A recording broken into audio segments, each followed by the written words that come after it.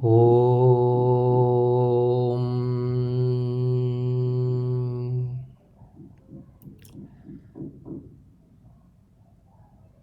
ఓం నమో భగవతే వాసుదేవాయ. శ్రీ విష్ణు సహస్రనామ స్తోత్రంలోని 69వ శ్లోకంలో శ్రీ మహావిష్ణువు 9 నామాలతో కీర్తించబడ్డాడు. కాలనేమి నిహావీర సౌరి శూరజనేశ్వర త్రిలోకాత్మా త్రిలోకేశకేశభక్కేశిహా హరి. కాలనేమి నిహా, నేమించుట నియమించుట సమానార్థ పదాలు. కాలమును నియమించువాడు కాలనేమి, కాలపురుషుడు. కాలం కలయితామహం అను గీతాచార్యుని వాక్కును అనుసరించి కాలపురుషుడు, కాల నియామకుడు పరమాత్మయే. సృష్టిగత సర్వజీవ జీవనమునకు కారణమైంది కాలం. కాలం పరమాత్మ స్వరూపం. తిథి, వార, నక్షత్ర, రాశి మండలములు ఎటువంటి మార్పులు లేక పునరావృతమగుట గమనించదగ్గది. ఈ పునరావృతమే చక్రభ్రమణం. ఇదియే కాలచక్రం. అనివార్యమైంది. దీనికి ఆధారం పరమాత్మ శక్తి. నేమి అనగా చక్రభ్రమణమునకు ఆధారభూతమగు ఇరుసు, అదే నేమి. ఈ కాలచక్ర స్వరూపమే కాలనేమి. ఈ కాలనేమిని హరించిన పరమాత్మ కాలాతీతుడు, కాల నియామకుడు, సాక్షి. అదే కాలనేమి నిహా. హా అనగా హరించువాడు. హరించువాడు పరమాత్మ. కావున కాలనేమి నిహాగా పిలువబడ్డాడు. ఇక సాధనాపరంగా కాలం, కాలభ్రమణం అన్నది అజ్ఞాన భూమిక. ఆ అజ్ఞాన భూమిని నాశనం చేసి సాధకునికి జ్ఞానభూమిక వైపు నడిపించు శక్తి భావన రూపం కాలనేమి నిహా. తదుపరి నామం వీరః. కాలనేమి నిహా వీరః. వీరత్వం, పరాక్రమం అన్నవి పర్యాయ పదాలు. వీరత్వం కలిగినవాడు వీరుడు, పరాక్రమం గలవాడు పరాక్రమవంతుడు. శ్రీరాముని పరాక్రమమును వాల్మీకి మహర్షి ఈ విధంగా వివరించారు. అర్ధాధిక ముహూర్తేన రామేణ నిశితై శరై 14 సహస్రాణి రక్షసాం భీమకర్మణాం ఖరదూషణ ముఖ్యానాం నిహతాని మహాహవే. అంటే ఖరదూషణాది 14,000 మంది రాక్షసులను శ్రీరాముడు తానొక్కడే 1.5 ముహూర్త కాలంలో వధించాడని ప్రకటించాడు. 1.5 ముహూర్త కాలం అంటే 1 గంట 12 నిమిషాల కాలం. ఈ మహత్కార్యం చూచిన దేవతాదిగణం అహోబత మహాత్కర్మ రామస్య విదితాత్మనః అహో వీర్య మహాద్యాక్షం విష్ణోరివ హి దృశ్యతే అని కొనియాడారు. ఈ స్థితిలోని అహావీర్య మహాద్యాక్షం అన్నవి శ్రీరాముని వీరత్వాన్ని వేణోళ్లా కొనియాడుచున్నాయి. ఈ రీతిగా శ్రీరాముడైన శ్రీ మహావిష్ణువు వీరః, వీరుడుగా కీర్తించబడుచున్నాడు.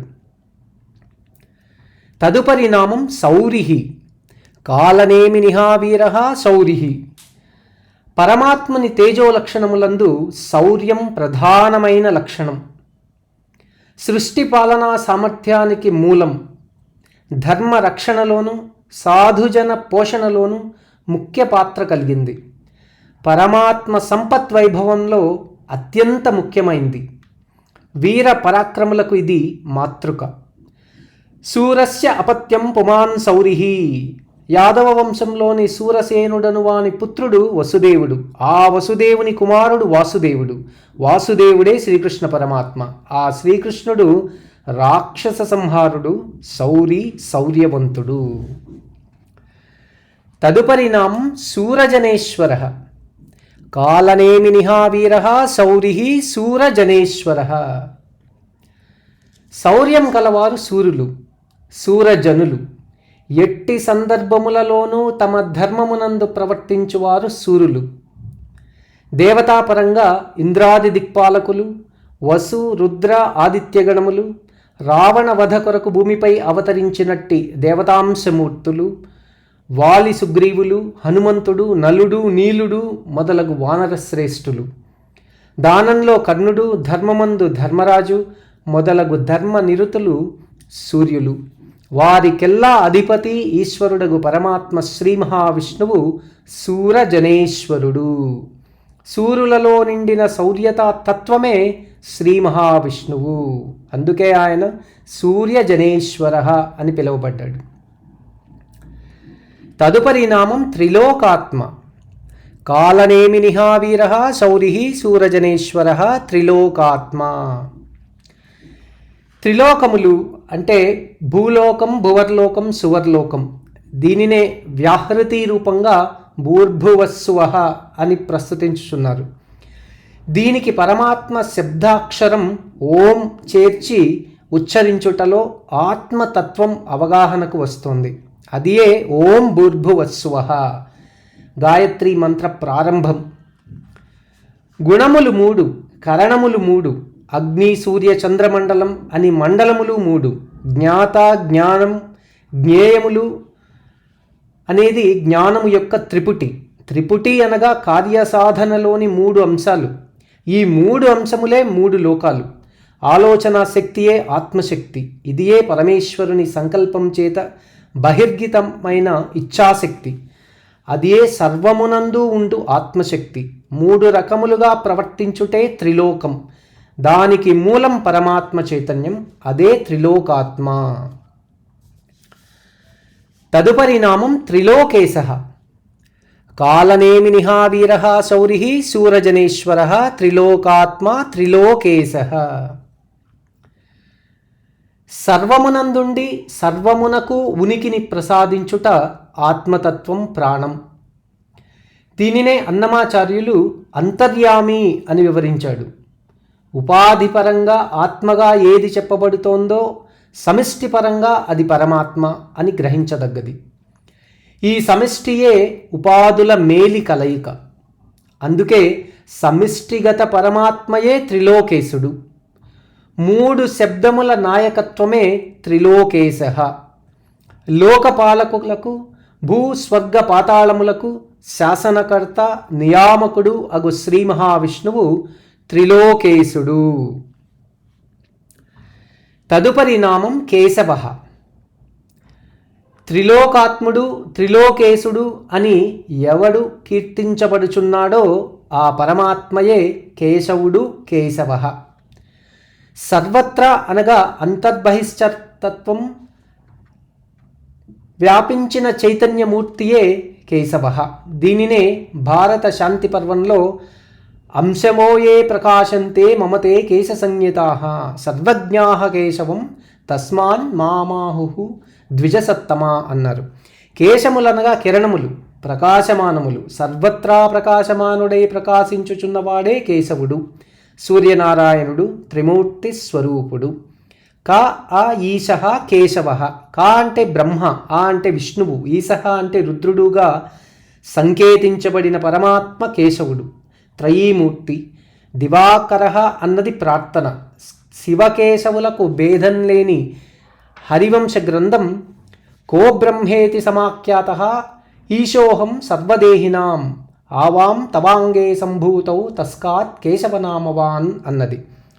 ఆత్మగా సర్వత్రా సర్వులందు ప్రవర్తించువాడు, జ్యోతిస్వరూపమై సర్వత్రా ప్రకాశమానమైనవాడు, బ్రహ్మ విష్ణు రుద్రాత్ముడైనవాడు, శివకేశవ భేదం లేని అద్వైతమూర్తి, సర్వత్రా వ్యాపించిన చైతన్యమూర్తి అగు పరమాత్మ శ్రీముఖ విష్ణువు కేశవుడు, కేశవ.